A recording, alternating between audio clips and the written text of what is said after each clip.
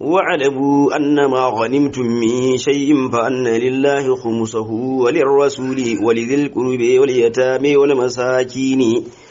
وابن السبيل إن كنتم آمنتم بالله وما أنزلنا على عبدنا يوم الفرقان يوم التقى الجمعان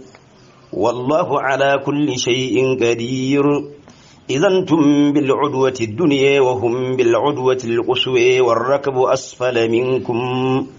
ولو تواعدتم لاختلفتم في الميعاد ولكن ليقضي الله أمرا كان مفعولا ليهلك من هلك عن بينة ويحيي من حي عن بينة وإن الله لسميع عليم إذ يريكهم الله في منامك قليلا ولوريكهم كثيرا لفشلتم ولتنازعتم في الأمر ولكن الله سلم إنه عليم بذات الصدور وإذ يريكموهم إذ التقيتم في أعينكم قليلا ويقللكم في أعينهم ليقضي الله أمرا كان مفعولا وإلى الله ترجع الأمور يا أيها الذين آمنوا إذا لقيتم فئة فاثبتوا واذكروا الله كثيرا لعلكم تفلحون وأطيعوا الله ورسوله ولا تنازعوا فتفشلوا وتذهب ريحكم واصبروا إن الله مع الصابرين ولا تكونوا كالذين خرجوا من ديارهم بطرا ورئاء الناس ويصدون عن سبيل الله والله بما يعملون محيط وإذ زين لهم الشيطان أعمالهم وقال لا غالب لكم اليوم من الناس وإني جار لكم فلما تراءت الفئتان نكص على عقبيه وقال إني بريء منكم إني أري ما لا ترون إني أخاف الله والله شديد العقاب إذ يقول المنافقون والذين في قلوبهم مرض غر هؤلاء دينهم ومن يتوكل على الله فإن الله عزيز حكيم ولو تري إذ يتوفى الذين كفروا الملائكة يضربون وجوههم وأدبارهم وذوقوا عذاب الحريق ذلك بما قدمت أيديكم وأن الله ليس بظلام للعبيد كدأب آل فرعون والذين من قبلهم كفروا بآيات الله فأخذهم الله بذنوبهم إن الله قوي شديد العقاب ذلك بأن الله لم يكن مغيرا نعمة أنعمها على قوم حتى يغيروا ما بأنفسهم وأن الله سميع عليم كدأب آل فرعون والذين من قبلهم كذبوا بآيات ربهم فأهلكناهم بذنوبهم وأغرقنا آل فرعون وكل كانوا ظالمين إن شر الدواب عند الله الذين كفروا فهم لا يؤمنون الذين آهدت منهم ثم ينقضون عهدهم في كل مرة وهم لا يتقون فإما تثقفنهم في الحرب فشرد بهم من خلفهم لعلهم يذكرون وإما تخافن من قوم خيانة فانبذ إليهم على سواء إن الله لا يحب الخائنين ولا تحسبن الذين كفروا سبقوا إنهم لا يعجزون وأعدوا لهم ما استطعتم من قوة ومن رباط الخيل ترهبون به عدو الله وعدوكم وآخرين من دونهم لا تعلمونهم الله يعلمهم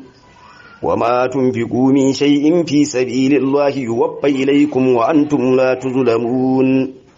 وإن جنحوا للسلم فجنح لها وتوكل على الله إنه هو السميع العليم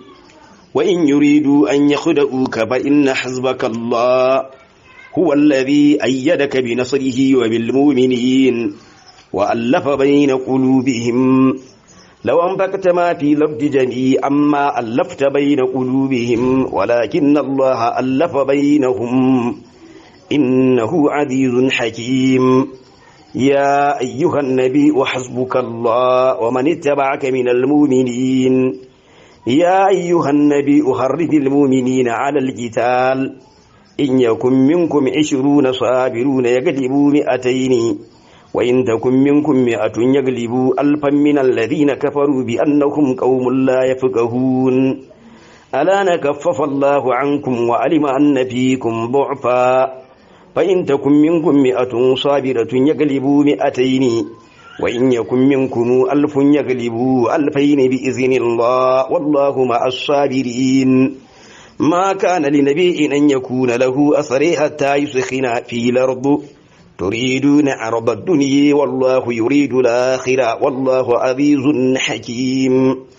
لولا كتاب من الله سبق لمسكم فيما أخذتم عذاب عظيم فكلوا مما غنمتم حلالا طيبا واتقوا الله إن الله غفور رحيم يا أيها النبي قل لمن في أيديكم من الأسر إن يعلم الله في قلوبكم خيرا يؤتكم خيرا مما أخذ منكم ويغفر لكم والله غفور رحيم وإن يريدوا خيانتك فقد خانوا الله من قبل فأمكن منهم والله عليم حكيم إن الذين آمنوا وهاجروا وجاهدوا بأموالهم وأنفسهم في سبيل الله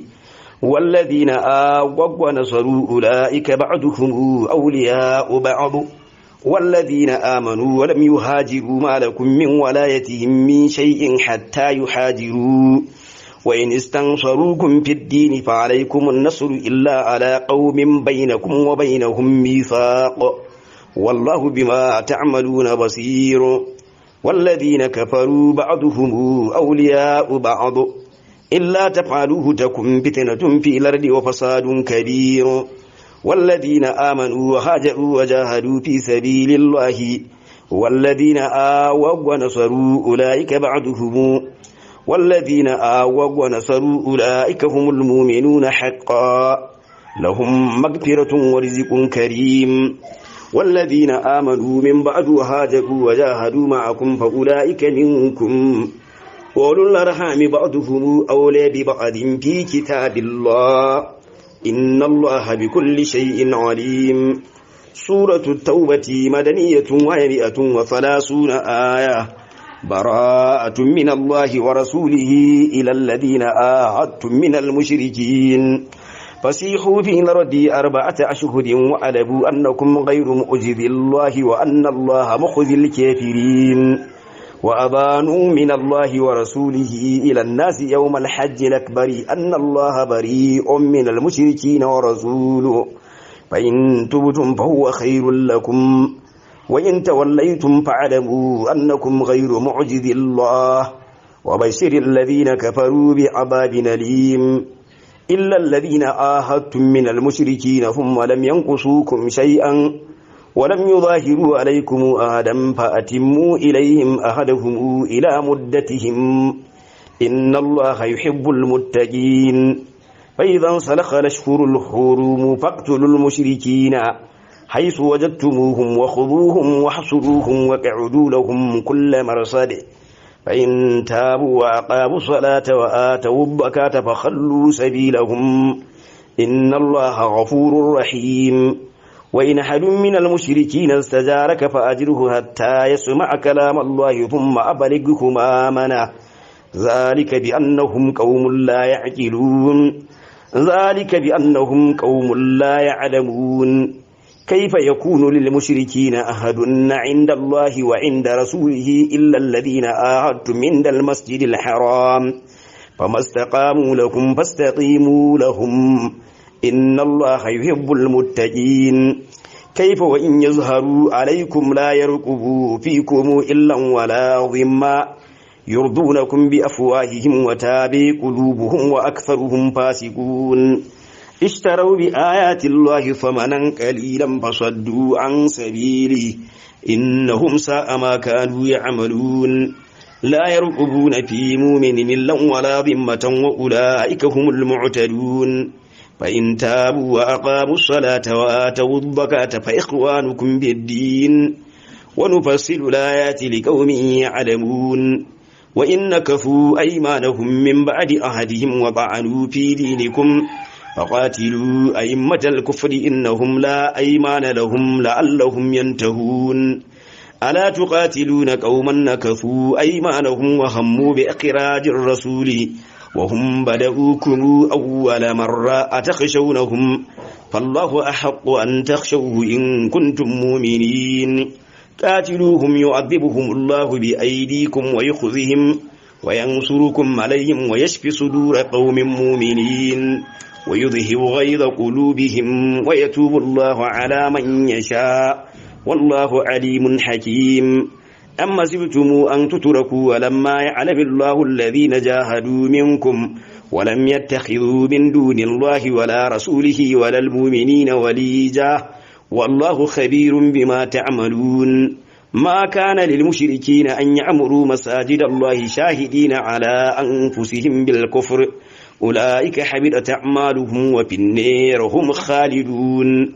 إنما يأمر مساجد الله من آمن بالله واليوم الآخر وأقام الصلاة وآتى الزكاة ولم يخش إلا الله فعسي أولئك أن يكونوا من المهتدين أجعلتم سقاية الحاج وإمارة المسجد الحرام كمن آمن بالله واليوم الآخر وجاهد في سبيل الله لا يستوون عند الله والله لا يهدي القوم الظالمين الذين آمنوا وهاجروا وجاهدوا في سبيل الله بأموالهم وأنفسهم أعظم درجة عند الله وأولئك هم الفائزون يبشرهم ربهم برحمة منه ورضوان وجنات لهم فيها نعيم مقيم خالدين فيها أبدا إن الله عنده أجر عظيم يا أيها الذين آمنوا لا تتخذوا آباءكم وإخوانكم أولياء إن استحبوا الكفر على الإيمان